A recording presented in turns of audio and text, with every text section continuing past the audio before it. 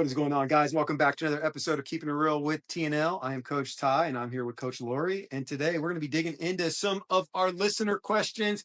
You guys have reached out via comments, emails, and wanted us to ask a couple questions. We've been putting this episode off because of guests that we've had, but today we picked three questions that we plan to answer. So that's what we're going to be talking about today.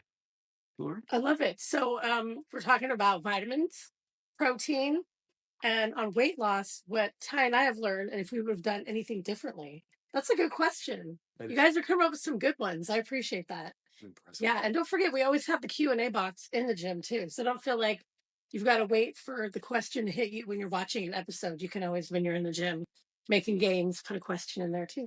Absolutely. But before we answer the questions, Coach Lori had an amazing MetFix webinar.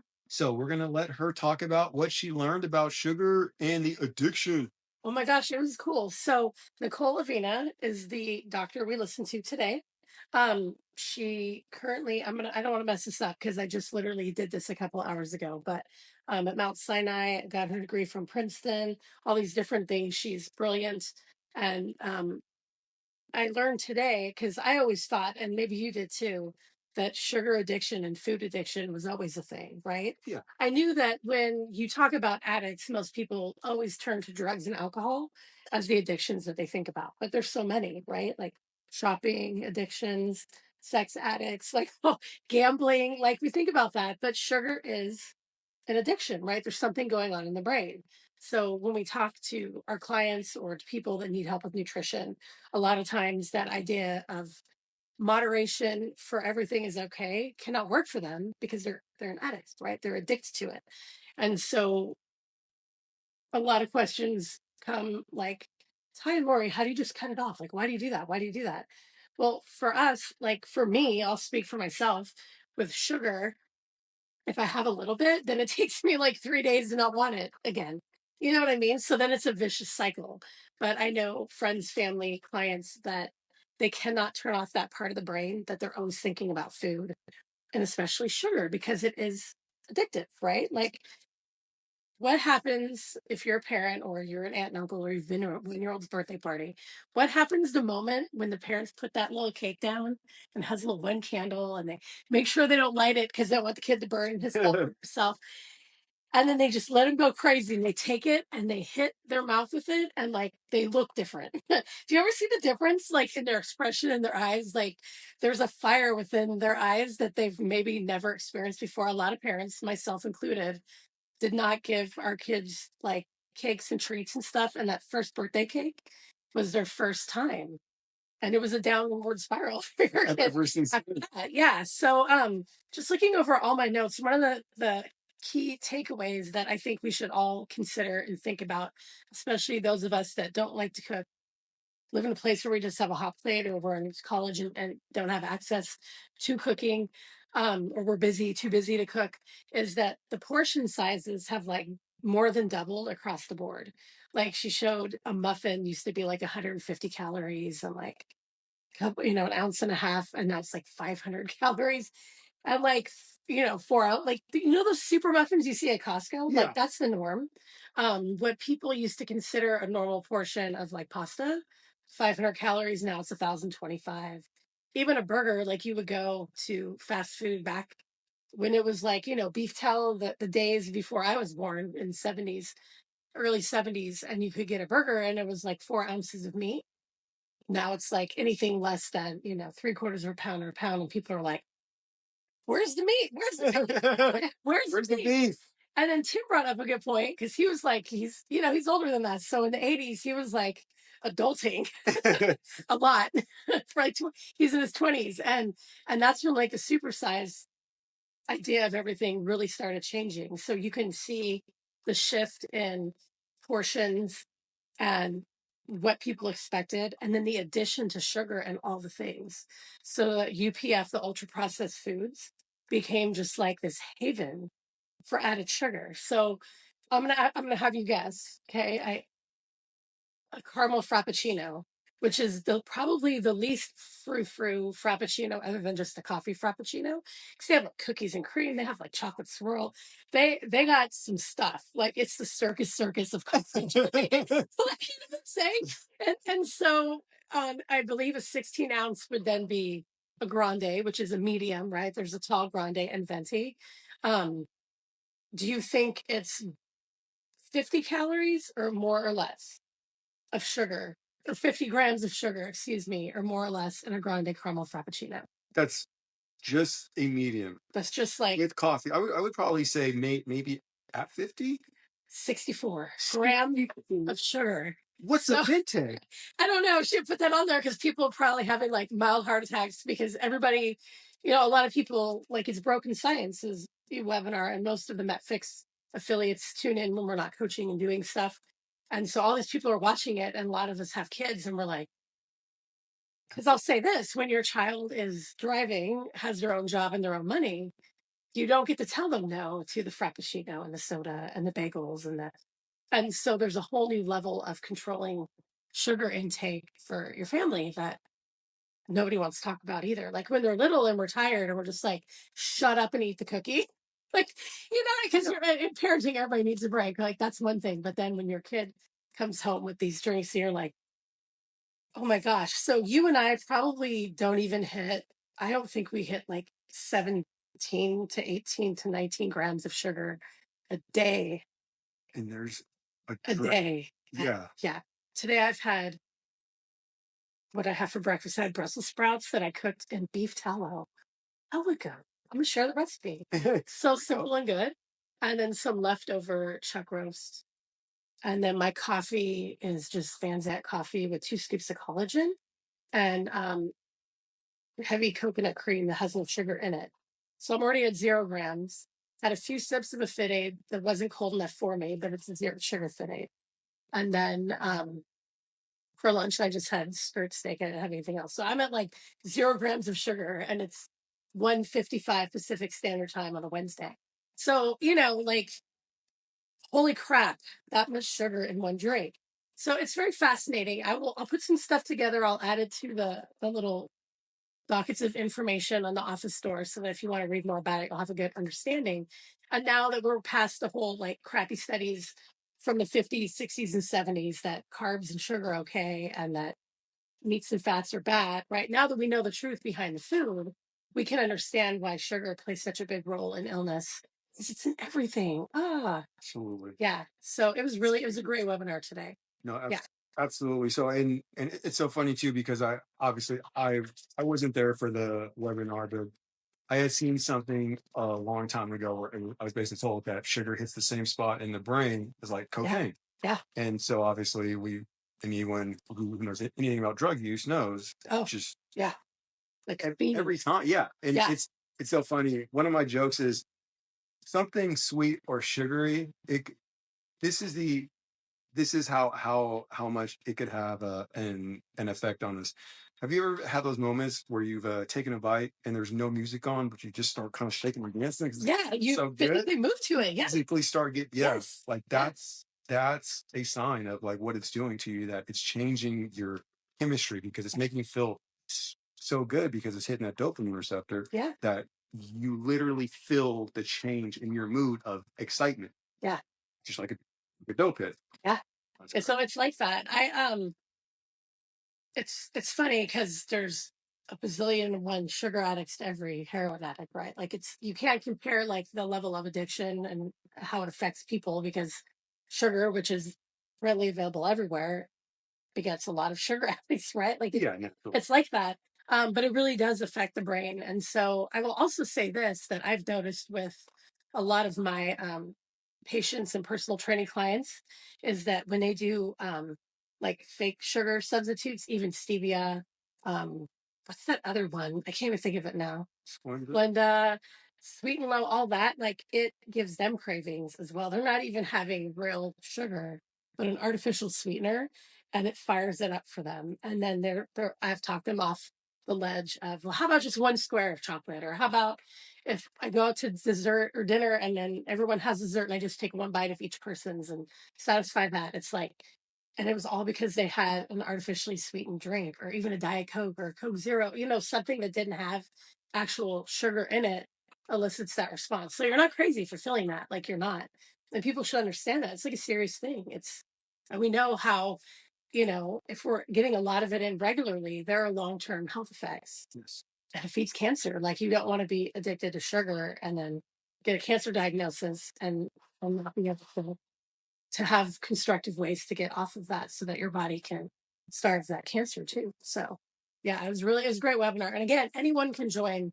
You can go on brokenscience.org and sign up for the emails and the newsletter, all the different things like that. And then to be part of the Med Society, you can come in as a patient. You don't have to be a doctor or chiropractor, anyone in the medical field. It's not like that. It's really to help everyone have a better understanding of health from like the best experts and vetted people that are not owned by big corporations telling them what to say. So to me, it's like it's that safe haven of real information. Love that.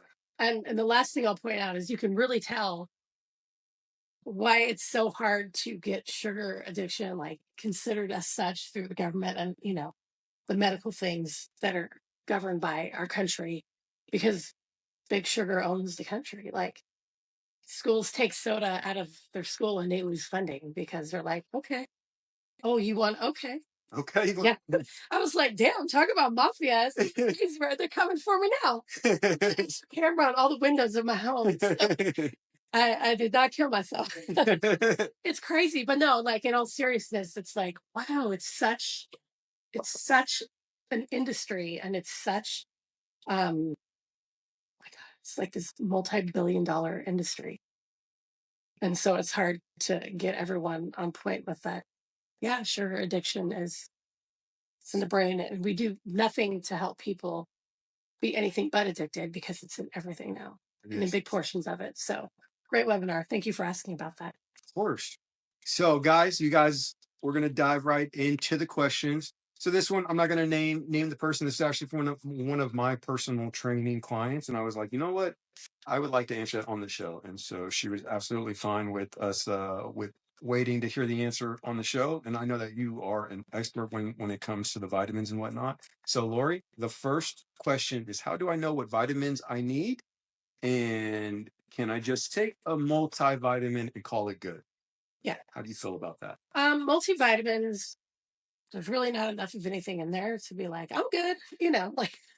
So that being said, I find them to be a last line of defense. Like if you can't afford what you need, get a little bit of something out of it, maybe take two a day. And then you really have to make sure it's from a triple tested source. That's a good vitamin. Like, and I'm not ripping on what's sold at Costco. I go to Costco for a lot of things. But like when I saw that there was like wheat in their melatonin, I was like, or there's dairy in an allergy pill that's a generic, and you're like, allergies a huge, it's like dairy's a huge allergy for people. So a lot of them are just really poor quality. You want to know the source of what you're taking, where it's from, that it's tested, not just by the company that made it, but outside sources to vet it and be like, yeah, this is actually good for you. And you're not going to have a lousy side effect while trying to get enough zinc and vitamin C in. So I'm not a fan of multivitamins. And even as a practitioner with Designs for Health, I never recommend them to anyone. Like a multivitamin, no. Can you know what you need? Absolutely, you can. When we talked about the last few episodes, I was redoing my metabolomics test. It's a urine sample test. And I brought my last one out, and it's almost been 2 years since I did it. It's 14 pages of what's going on in my body from this. So, energy, metabolism, B vitamins, CNS neurotransmitters and hormones, toxic implants, and the digestion and microbial metabolites. So, yeah, you're not going to know what to do with these pages, but that's where all the training I've been through has helped. The biggest thing for everybody is their complaint that they're always tired or they never have enough energy. And that comes back to your Krebs cycle. So, luckily, that's on the first page because 99% of the time someone's got a problem with that. So by taking a test like this, it's inexpensive and it's a urine sample. You send it to Diagnostic Solutions in Georgia through the prepaid FedEx label. Then they take a few weeks and put together this report, and then I come in as your practitioner and I read through it and make notes and make all the connections. If you're not breaking down B vitamins, right? If you're not methylating them, if you have the MTHFR gene, this is where genetics is helpful with knowing what you need, then you're not getting anything out of it. And I'll tell you this, if you're that person that's like, oh, it's a B vitamin you're in, or B vitamin P, that bright yellow, it's just going right through you, right? So as someone who found out through this, and then I ran my genomics and I saw, again, I already knew I had the MTHFR gene, but I saw other things where I'm like, oh, I need methylated folate, P5P, which is the right form of B6, and a tricobalamin, like sublingual B12. That has made all the difference for me. So as I'm getting older, I'm just getting healthier because I'm getting more knowledgeable in what it is that makes me tick, right? So I am not the person that looks at genomics to say, oh my God, I'm at risk. Like, it's never about that. It's, if I have a genetic mutation and it's affecting something and then it's showing up in this test, then I know why I feel like tanked energy all the time, 6 cups of coffee a day. I know why. I see my cortisol, I see my oxidative stress, I see what I'm lacking in my body, and it makes suggestions. And then your practitioner goes through and gets the least amount of what you need to cover the most things so that you can go through. Then the next question is, do I always have to take these vitamins? And I'm like, well, especially people that are still like on that germaphobe trip because COVID put them through the ringer with that. Like, you should always be up on your C and your zinc. If you CrossFit, you should always make sure you have magnesium. If you feel little muscle twitches or the eyelid twitch or whatever, it's not always stress. It could be dehydration, electrolyte imbalance, and you need magnesium, right? So your symptoms can tell me what you need. Um, your inability to sleep or your inability to stay awake, all the different things we can kind of go through together with like an intake form of just symptoms for whatever it is that's bothering you. So I've created like 5 of those. And then we can just sort of talk about like, okay. And then if your doctor's ever run any DNA stuff, I can look at that because I know how to read through that. If you've done 23andMe and you're about to get rid of it because, you know, it's like, who are they going to sell it to now that they're going bankrupt? Get your DNA download, and it's like $100 to upload into my system instead of $300 test. Wow. So you can kind of see that too. So yeah, there are ways of knowing what you need to know. But you and I mean, we could talk to anybody and ask them 10 questions and be like, deficiency X, Y, and Z. And then you'll know once you stop taking it if your body's kind of like realigned, or if it's something like, if you don't methylate B vitamins, you're an anxiety ridden person or a lot of stress and that's your brain like starving, right? So you have to stay on the P5P, generally the methylated folate and the B12. And if you've not taken it before and this test tells you to take it, you'll feel a difference in like 10 to 14 days. I will never forget when I started taking this. I was like, oh my God. I used to just say, oh, I'm just the typical stressed out Italian mom. Excuses, right? My brain was starving. I couldn't methylate B vitamins. I had like fluorescing LOP every time I took a B complex because it wasn't broken down to where I could absorb it. It I was won't use just the big going through the method. system. Yeah. So there's plenty of ways that we can help you find out That's what huge. you need. Yeah. So, guys, like I intentionally was very glad that Lori was able to answer that way because that is so true. Many people just make that assumption that all they need is that multivitamin.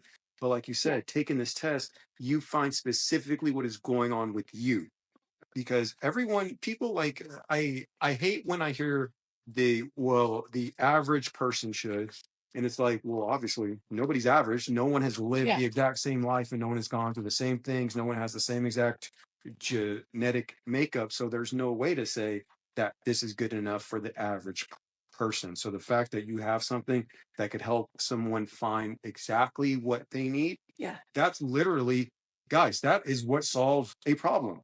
This could tell you what you're lacking, and you could start to put it back into your body and begin to immediately see a change. So, Yeah. do they? Hopefully, we will leave.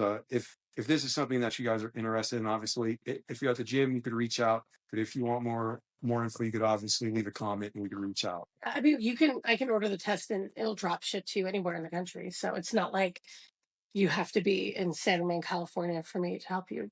I've patients in Arizona and other states. So it's like, and it's nice because if you go to the doctor and you say, Kaiser. You're like, I'm really tired and run down and I'm not sleeping well and da da da. And then they're like, let's try an antidepressant and a sleeping pill. And then my favorite is like, well, you're too busy. Maybe you should take some time off. And I'm like, can people in California really afford to take days off? Like the average rent's like $3,000 a month for an apartment. Like nobody hears it's like, take a few months off. I'll just take some Yeah, time off. it's fine. I'll just pop some Xanax and relax. I'm It's all gonna, good. I'm good. Yeah, it's I'm not gonna sure. maybe I'll sleep better if I lay off the grande 64 gram sugar frappuccino at bedtime. No, but like it's never about like why am I tired? Why when I eat do I not get energy? Do you have the digestive enzymes, all four of them in your gut that you need? These are never things that they test for. They don't quite understand in that like realm of medicine that there's a whole gut biome to look at, right? And your gut is your second brain. They're always talking. They're like best friend, like you know what I'm saying, that kind of thing. So got dysbiosis or the brain starving, needs some P5P, which is B6, in case you want to know. It's all together. It's all everything works together. You're beautiful. You're unique. There are no mistakes in your body, and every organ and everything in it is important, and they all work together. So as to me, when I'm unraveling health issues with people, it's all connected, right? Yeah. Cool. All right, we're gonna be moving on. So, next question.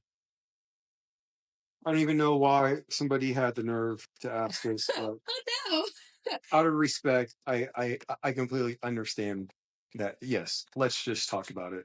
What's the deal with protein?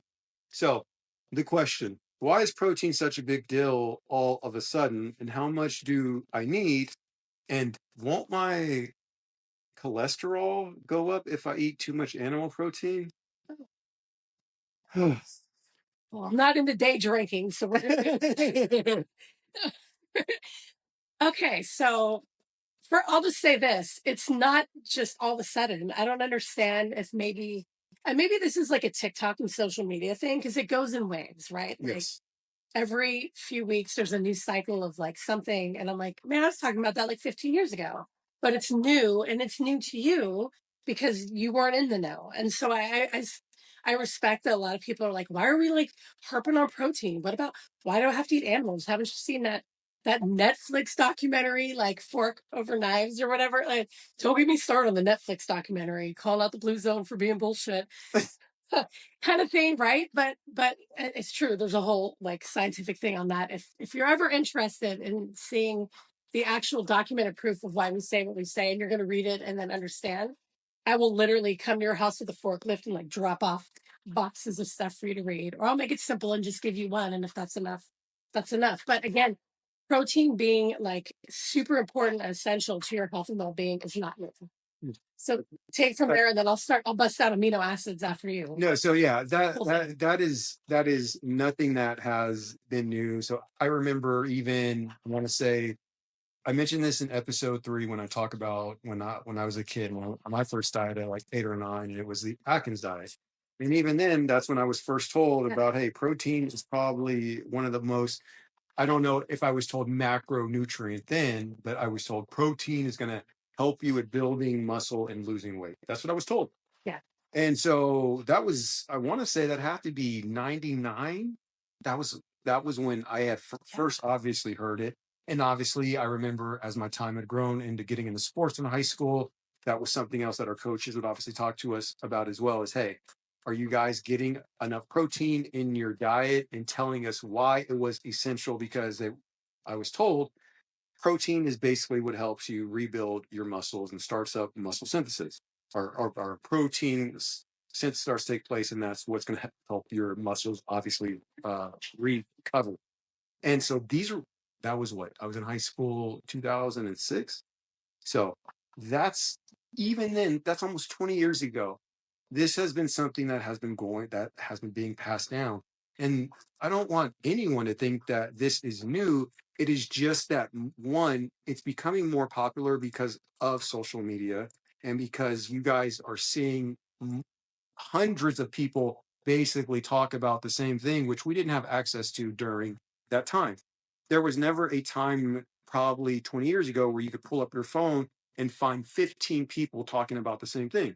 Maybe if one of your friends was somebody who worked out, then that's how you might have got some info. Yeah. but it was a very, very different time. So we have to make sure that we keep that into perspective. Things seem like they're getting thrown at you because you have access to so much information now that you never had before. So just because you heard it on a TikTok and then you click off a TikTok and now you're on Facebook, oh, there's a post about it. And now you're on Instagram and someone else. So now it's like, oh my God, what is going on? It's like, no, these are just other people who obviously have learned that protein is usually one of the largest macronutrients that's missing from the diet, which is why everyone is saying, are you getting enough of it? 9 times out of 10, when we go out to eat, it's very rare that somebody is looking at the steak. What do most people want? Pasta, French fries, something sweet, something yeah. And once again, we've gotten to this habit of thinking that it is normal to eat a large amount of carbs. And nope, I don't want that red meat. That's what's going to cause all the issues. Not knowing that that's the biggest lie that's ever been told. It is literally the exact opposite. And so, guys, here's the other thing that you have to think about with the protein aspect. Well, at least on the animal protein side. Number one of the biggest things that we always say is if we look back thousands of years ago, there wasn't any kind of processed food. So how do you think that people lived for years and years and continue to sustain life? There's a reason that buffalo were that was the way to go. It's because it powered people to give them the nutrients that they needed to actually keep on moving. We have more problems now and more people who are in a fight against protein, something that has obviously been around helping us forever, but they will tell you that, oh, but processed foods aren't that bad as long as it's in moderation. It doesn't even make any sense to me. There is no place where you could tell me that something that's been put with chemicals and other things is better than natural food. Single ingredient Single ingredient food. It just doesn't make sense. But the other thing that people don't understand is this: protein, and this is what you are about to obviously speak about, has essential amino acids. What's the key word there? Essential, meaning that you don't make it on your own. You need this. And animal protein is something that has tons of essential amino acids. And not only that, I'm not going to lie, there's no such thing as essential carbs. There's essential fats and essential amino acids. There are no essential carbs. You would still be able to live if you weren't consuming carbs, but that's a topic for another day. You want to talk about some of those essential? But quickly, so what you're saying is that Essential Sunday Morning Croissant at the New French Bakery in Danville that has 40 people into the street in line is not really essential. No, it's not. Have you ever driven past there? I tried to go to the farmer's market to get some grass-fed beef that I'm paying for because we're not sponsored. I'm saying paid through the night. You can come look at my debit card. Be like, who drops $300 at the farmer's market? Me. I'd rather ranch get my good beef, right? Yeah, there are no essential fibers. There's not. I mean, maybe in your heart, you're like, I mean, a week from today, I'm not having birthday cake. I'm letting you know, I'm not. That's real sad. That's not even the good one that's zucchini based. I'll make it for everybody else to enjoy. It's great. Zucchini, walnuts, cocoa, some eggs, a little bit of coconut sugar, which still is sugar, but you know. I'm not gonna lie. I love that damn cake. I know. If you're gonna eat cake, make it like 5 veggie servings in one slice. That's how, at least we're doing better. So, okay, one aside, and I want to point this out why we are hearing more about health over the last 5 years, because those that have discernment and critical thinking and noticed the bullshit and the nonsense coming out over the 5 years of COVID in California, the 2 weeks that lasted like half a decade. It's hard math for me. It makes me really confused. They were like, wait a minute. You were saying there like, okay, so it's scary, but I'm safe at Costco, but the gym is closed and that's where I get healthy. Or I can go to Safeway and follow arrows on the ground. Forgot the arrows. Oh shit. But I can't go to the mom and pop farmers market down the street that's like open air market because that's not safe. But Safeway's safe. And then you started getting it. And they were like, wait a minute. How come I know people that have taken ivermectin and they were better in 24 hours than everyone that was tubed died? What is happening here? So people started thinking about health differently and questioning the narrative because people they know and love got sick or died generally from the shot, not the Sure. actual virus. It is what it is. You can be upset because it doesn't fit what's on in your mind right now, but I'm not going to lie to you because this is keeping it real with TNL. And these are the things that have been coming out for like years now. And there's actually Pfizer documents. There's like 40 to 80,000 pages. So you can go for it on that if you need more beyond the excerpts that we've read. So now we're thinking about food and health more. And now you have an administration that's doing more to change the quality of our food in this country that is absolute garbage.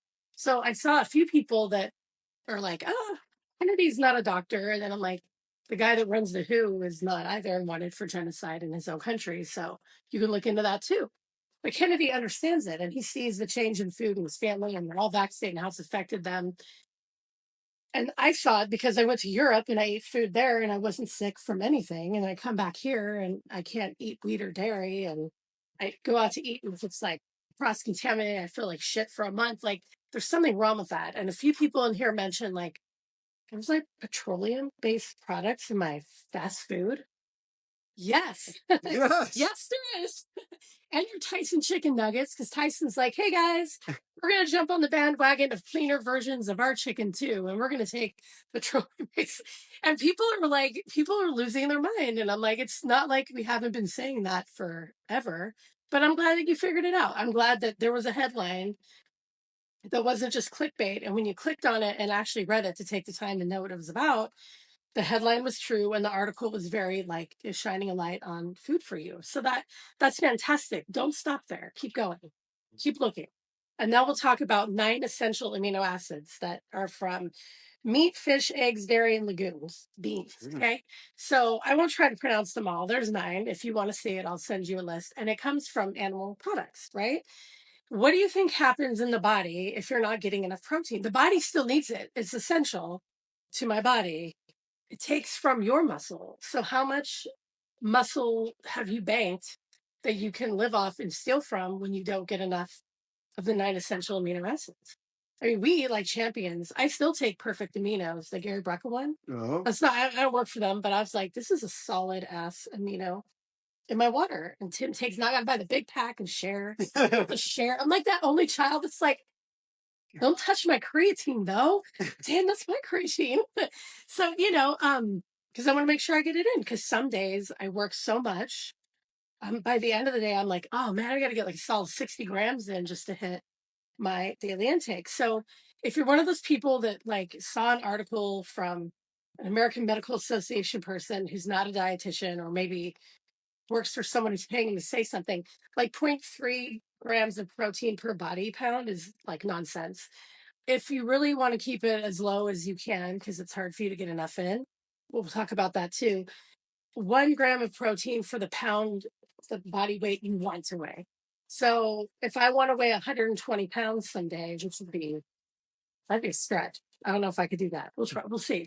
Then I should eat 120 grams of protein a day, right? I always aim for like that 135 to 137 because that's super lean for me because I lift heavy and I'm not giving that up because muscle is important.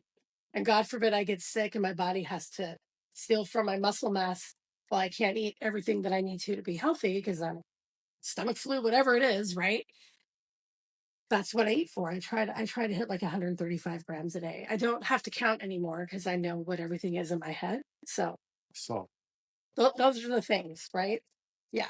Absolutely. Those are the things. Those are the Those are the things. So things that people yeah. need to understand. Like one, it's obviously nice hearing you say this is the point that I'm at, but finally clearing up to everyone who always thinks that, oh, I don't need that much. It's like, no, there's a way to measure it out. And not only that, you're explaining why they need it. It isn't to get bulky. This isn't some fucking bro thing. No. It's this is bigger. Yeah. Yeah, that's Oh, people think that. don't make That's me bring up this. That's just bro stuff. You're supposed to protein because that's the bro thing. Let's go bro session and share like a No, talk together. I'm fucking trying to be healthy and live my life and have muscle mass. What do we always hear about too? What is the number one thing that starts to go as we age? Muscle mass. Yeah. Obviously, why? Number one, because most people aren't even in the habit of consuming enough protein to even start with. So obviously, once they reach a certain age where you're naturally losing it from probably obviously not consuming enough and then living a sedentary lifestyle, and all those times that you were getting sick and your body having to use your own muscle to basically power stuff. And now they wonder why when they're in their 40s and 50s they're frail. And it's like, this is literally it right here. This is the one thing that you chose not to do that could have changed everything. How are people like us? I'll be 40 in what, a, a year? Yeah. You'll be turning 48 next soon. 48. I was like, me too. I'm gonna be 40 in a year too. Actually, 33. I'm so bad at math. No, but yeah, 48 a week from today. Yeah. But you could clearly see that we're not missing any kind of muscle now. No. I'm not having all of these issues that I was told that I would face. And if you look back at how I lived up until this point, it's clear why. It's because I made those things, like though I made getting my protein in a priority. I made the regular fitness a part of my life. But we're just talking about the protein here. Yeah. But it was those minor things that I am seeing those changes. I don't know too many people operating other than the people here who do CrossFit who even operate like me. Yeah. And that is because like we say, everybody argues this, but it's not about trying to look cool. It's for your health. It Yeah. benefits you. This will help you have a much better lifestyle. Yeah. It will. The two things Broken Science and Metfix put out as a picture of a steak, and it tells you everything that you get from it. And I post them into steak, chicken, eggs, pork. Um, I'm forgetting something, but I repost them like on Coach Lori 925 because that's like my Metfix account. Basically, just to really help remind people what they're missing if they've bought into, it's one thing if you're a vegetarian or vegan for like religious reasons or something. Like I can't talk to that. That's a beautiful thing between you and your God and your ideals. And I'm not bagging on that at all. But you cannot get what you're missing from other sources, like Yeah. You're not going to get what you need from a plant-based product. Yeah. Because there are certain things that you need, essential amino acids that you cannot find in something that's plant-based. You can sit and argue with us until the cows come home. I really don't care. I'm gonna stand. Don't eat the cow when it comes home. Yeah, there is Dinner's nothing coming. that you could tell me that says otherwise to that. So Yeah. it's simple as that, guys. Yeah. The last thing I was going to bring up with, I hear this, and you might have clients that were vegetarian before, and then they try animal protein again, and it's hard on their stomach. So then I bring up digestive enzymes. There are four: amylase, lipase, protease, and lactase. Right. So obviously you've got the first one for carbs and glucose is the amylase. The lipase, think of lipo. It helps remember fat, fatty acids, things like that. Protease is for that breaks down the proteins, and the lactase is more of the dairy and the lactose and sugar and things like that, right? So when I went to Italy and was like, I'm going to take one for the team, I'm going to try dairy and gluten in this country where I'm from, my family's from, and let's hope for the best. I absolutely took a digestive enzyme. And the first few days, I took a histogest out to block any histamine reaction that might come from eating something I've not put in my body for like called Ashley 17, so like 15 years. For 15 years, I can't eat that in this country, right? Yeah, it's crazy. And then by like day 4 or 5, just my normal digestive enzyme to help my body break down stuff that it's not used to. And you're probably going to need that if you're going back on to red meat. Like, talk to me. I can give you a week's sample of just from I take digestive enzymes because I know what my stomach lacks from my test, right? And that. So don't think that, oh, it's because my body doesn't do well with red meat. No, you haven't had it in forever, or with dairy. Like, try the digestive enzyme and a little bit at a time, let your body acclimate to what you're putting in it again. And then I think you'll do just fine. Because I've never met anyone that couldn't get back on meat or dairy without using the help of the digestive enzyme. They always make it, even if they could without it. So, well, that makes food sense. for thought. Absolutely. That's Yeah. awesome. All right, guys, we're going to dive into the last question here. And this one actually is a very good question. Hopefully you guys stuck around to hear the response. So this one comes from someone who knows both of us, and they say, so you both have lost weight. With everything you know now, would you have done it the same? I thought this was a very good question, but I'll let you start out. How do you feel? Yeah, I mean, it was depressingly enough, it was so many years like just trying to, first of all, like I had to just give a shit about myself again, because talk about the COVID thing, owning a gym during that time and having a teenager was, it was, I don't wish that upon my ex-husband or my worst enemy. Either way. Just kidding. Not that he's watching, but just kidding, Jared. Um, so when I finally cared, it was the 75 hard that you brought to me, and I love that. But I wish I would have known more about like the perimenopause effect with the insulin resistance and stuff happening, to think about that back then, because then I could have changed everything Ah, 2.5 years earlier. But on the flip side, it was such a beautiful organic thing the way it's happened, like this last, we'll just call it a year. But it's been a nice example for everyone. So if you come to me as a MetFix affiliate, or a holistic doctor or a nutritionist or a coach, or come to CrossFit San Ramon, like, you can know that I lead by example, right? So I can tell you, yeah, this works because it works. And people see that all the time, right? So I think everything happens for a reason. And I will not change anything about the journey, except reminding people that if you're starting off, you're not really getting the results that you thought immediately, like think a little bit outside of the box and talk to people that have done it and see if you can glean anything from that information. I like it. I like it Yeah. a lot.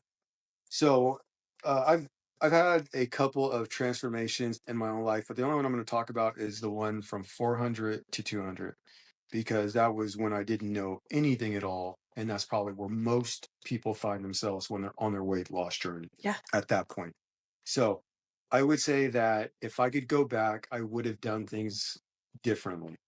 My mindset then was low calories, lots of cardio, burn this fat, get this weight off, which it worked to get the job done, but it wasn't done.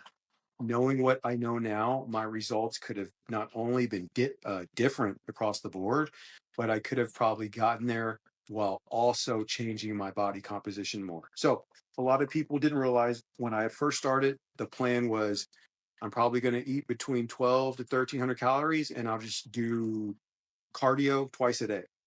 That was my game plan. And it was just all protein, low carbs, and just work out and lose weight or just burn fat. Knowing what I know now, the first thing that I would have done, I would have included more of the real foods across the board. I was still just doing, a lot of jerky, a lot of, and I didn't care that it was processed at the time. Most of my food, it was still like meat and eggs. But like I said, I wasn't too concerned about the chemicals or anything in it. My goal was, can I watch the calories? Because that's what I was struggling with the most. But if I would have, if I could go back, I would have tried to start to eat a lot more natural back then, as opposed to making that my main way of living now. The other thing that I would have included would have been more strength training. The only knowledge that I had at the time was what I learned from my high school football coaches, which for anyone who knows anything is basically nothing. All I cared about was bench press and back squat. So that was what I would do for lifting on Tuesdays and Thursdays. And the rest of it was basically, once again, nothing but cardio. So I was noticing the weight falling. But the other thing that I noticed from that process, there'd be times that I'd be standing up a lot and everything would get very, very black and I would get dizzy because I was just basically burning off everything. Yeah. And then the other thing that I would notice with that is I was constantly dehydrated from all the cardio because I didn't take my hydration seriously and I didn't know about electrolytes and the benefits and all of those things. So that's something else that I would have done differently. Uh, and the other thing that I probably wouldn't have done, well, this is hard for anybody who's losing weight.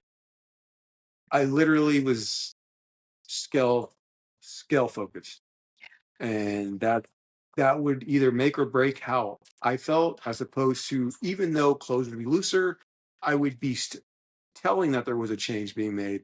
I would still let the scale dictate how I felt. I'm at a point now where I'm not concerned about what the scale says.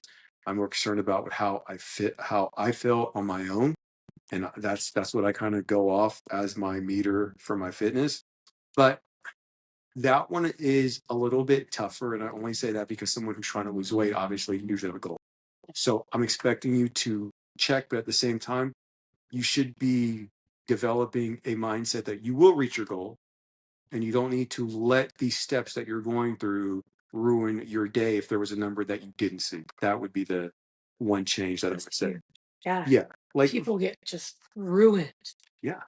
Me and you have spoken. Like I remember one of our clinics where we had this conversation, and some of our clients were being open, like they'd be killing it, and then once they wouldn't see the result that they were looking for, the natural mindset is, well, fuck it, I'm gonna go eat whatever I want now. Yeah. And now, yeah, and now everything that we've worked for has since shifted back to our old ways. And one of the examples that we've used multiple times is that would be the equivalent of saying, I'm taking a trip from LA to New York, and you basically make it to Arkansas, and you're like, well, fuck it, I'm going back now. It's like, you're already there. Just keep going now. Give up. Yeah, you've already come like so far. You've already spent the time trying to at least develop the habits. I'm sure that you've gotten into that habit of eating right, making time for your fitness. So just because one week might not give you what you're looking for, that does not mean I'm just going to say fuck everything else. Mhm. That'd be like, hey, I just got a flat. Let me slash my other 3 tires. So now, yeah, All done. now we're done. That's what people do. Yeah. And so that would have been one of the mindsets that I would have told my other self then is, dude, just stick with the plan. Yeah. That's the main thing to focus on. Don't let the scale beat you up. You should be counting how many days have you been consistent? How many days have you hit your calorie goal? How many days have you showed up for the gym? And I would use I would now use those as my tales of victory, or my little marks to cheer myself on. Like, bro, I've been here for 30 days straight. Fuck the scale right now. I showed up for myself 30 days in a row. I ate right for 30 days. And not eating right just to say I eat right, because eating right takes self-mastery. And people don't understand there's something much rooted that's deeper, because most of us give in when we just want to eat anything. And it's almost like we just say, nope, I'm going to have it. It takes a very, very special person to tell themselves, no, I'm not going to eat that no matter how I feel. And that is you developing mastery over yourself. And so that's the other thing that I wasn't even thinking about when I was first losing weight. It was just more hit the numbers, see the scale drop, then now I could smile. So Yeah. those would have been more of the more deeper mental shifts that I'd have made. I would say one of the last things is I would have oh I would have probably done a little bit more with the actual stretching and mobility. So once I was able to run, I began running regularly. And in that process, I developed plantar fasciitis. Well, it started out with what I thought were calf cramps, which then later turned to plantar fasciitis because I didn't stop. And that is something that I basically lived with since 2014, because I just didn't stop. I knew that one of my goals was to run a mile and a half in a certain time because of the goal I had. And so there was no way that I was going to stop, and I would just run through this. And I didn't know about foam rolling. I didn't know about stretching. You could laugh at me now, but I just didn't know. Yeah. And I didn't know that with all of the working out that I was now doing from a sedentary lifestyle, there's such thing as overuse injuries, but those could be prevented through proper stretching and mobility after working out, or just including a day of that in your schedule. That would have been the other thing that I would have done differently that I now don't. Well, I don't hesitate to do now. But that's about it. That's good. That was super solid on all points. That was amazing. But falling, like, you're the bitch and the scale is controlling you. Like, you ever felt like, literally a few weeks ago, I was like, why do I just keep checking my weight on my Whoop? Like, why do I even care right now? Right. And so now I can just like not care. I know I'm not going to gain weight. I know I'm eating my proteins and my fats and good carbs, slow burning. I'm not even really doing the slow carb right now. I haven't had a lentil or red lentil spaghetti or beans in probably like a week. Yeah. I just haven't needed it. Like, my body is just in this great state. And I want to share this. I'm self-conscious. and I'm super humble. And it's hard for me to like accept a compliment anytime, right? And this is so random. And it was the most like important compliment I think I've received in a long time. Because as you know, as I'm approaching 50, it's important to me to shatter the concept that women just get old and weak and we have bone density issues and we're not strong, we can't do things and we can't and and I'm like, we just kind of not talk about this anymore. It sounds like a bunch of excuses and it's no excuse me, right? So I'm over there and I took the 10:30 class and doing my push press, and it was actually hot a few days ago. It's cold again today. Cold again today. California's schizophrenic. I don't know what's happening. I was like bundled up this morning, but I'm in shorts and it's just a dip drive. It's not a squat or anything. And Coach Christian, who also is a weightlifting coach, is like, my God, you have like the strongest quads. I'm watching them activate and you're push pressing. And I was like, thank you. That's legit. Like, that's nice. Like, and I'm the one that's most self-conscious about my legs. Probably that's like my least excited thing about me is I always feel like even when I'm a size 4, they look like so much, they're just really muscly. And you just get embarrassed because people made fun of me when I was younger, right? For having big legs or arms. And now they're just but I was like, okay, that my legs are just like boom and like a dip drive. That's legit. Fuck yeah. 48, May 14th. Legs were like boom and a push press. Boom. That's kind of cool. And these are the things that I think about now, not the scale. Like when my body gets to a place where it's happy where it's at and there's really body fat, there's no more, it's where Jesus wants it to be. I'm going to be looking at like, look at that, 40-pound weighted pull up I did today, 5x5. Or these are the things that I look at. These are the things that matter now because that's the health. And I don't know if you saw the video last night. It was if you exercise what the last 10 years of your life looks like if you didn't.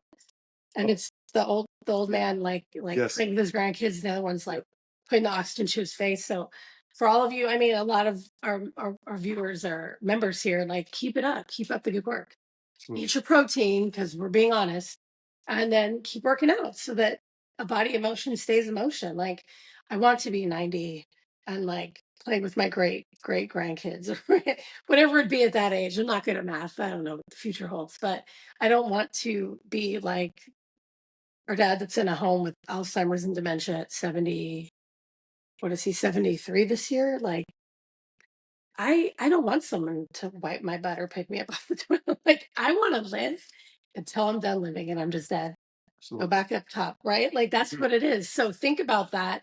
Don't let that number control you because especially if you're lifting and eating protein and building that lean muscle, your body will look different from 130 when you were skinny fat to 130 when you're fit with muscle. Oh yeah. Like, yeah, you have to think about that too. So the scale number is not that important. Always psycho, get the 3D image, see the muscle mass, see the body fat, and understand it from a DEXA scan point of view too.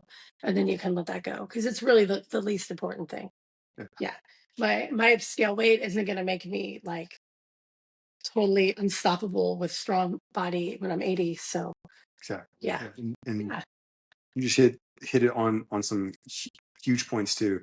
Like I don't go to the clothes and be like, hey, can I get the clothes for the guy who weighs 180 pounds? Like, no, you go with what feels good, what Yeah. fits well. It's like the only time weight even comes up is at the fucking doctor's office. It's like no one's going around asking people, hey, how much do you weigh? I would never ask you that. Yeah. Hey, Lori, how much you know? Like, yeah. I'm like, why does it matter? but yeah, Yeah. everybody acts like it's some number that they're going to go out and shout from the rooftops. Like once they reach it, and even when you do, there's not even any topics that it comes up. Yeah. So you don't walk in one day with a banner like, I went one to yeah, that's did it. Yay. exactly. Or maybe you're in a sport like you're in Olympic lifting and your weight's up on a screen every time because you're in a weight class. That's one thing. That's when your weight is important from a athletic standpoint. But there's a reason for that. There's a reason for that. And that's to also point out that your weight is not important from an athletic standpoint, saying that you're too fat to be an athlete. Like, I feel like scale weight and BMI, like there's so many things that just add stress to people and that sticks with them and it affects their ability to build muscle to burn fat, right? So my clients, they talk about like losing weight. I'm like, no, you want to change your body composition. That's what we're here to do. We're going to build that lean muscle, and it's going to burn the fat. And we're going to have a metabolism that works when we're 80. We're playing with our grandkids. Love it. There you have it. Awesome. That's it. That's it for today. Those were 3 great questions. We gave you a lot. I hope that that it resonated with you, even if you didn't ask the question, right? Yeah. Yeah. I was hoping that anybody who listened to this was able to at least find some value. If there was something that we mentioned, you could add that to your own personal toolbox for later use. And that's what we're all about here. And guys, again, like we mentioned, if you have any questions, you can leave them in the comments. If you are at our gym, you could come and ask us in person or use the box. Put the question in the box and we will answer it on an episode. We will have another Q&A episode probably in a few weeks. Yeah. Once the questions start rolling in again, then we'll pick 3 more and we will answer them for you guys. But if you enjoyed this conversation, please be sure to share the episode. Follow us on YouTube and Spotify, as well as leave a comment, and we'll probably answer it when we see you guys next time. All right. That's all I got. Stay classy and stay consistent. There it is. That's always the thing. Thanks, guys. Classy San Ramon.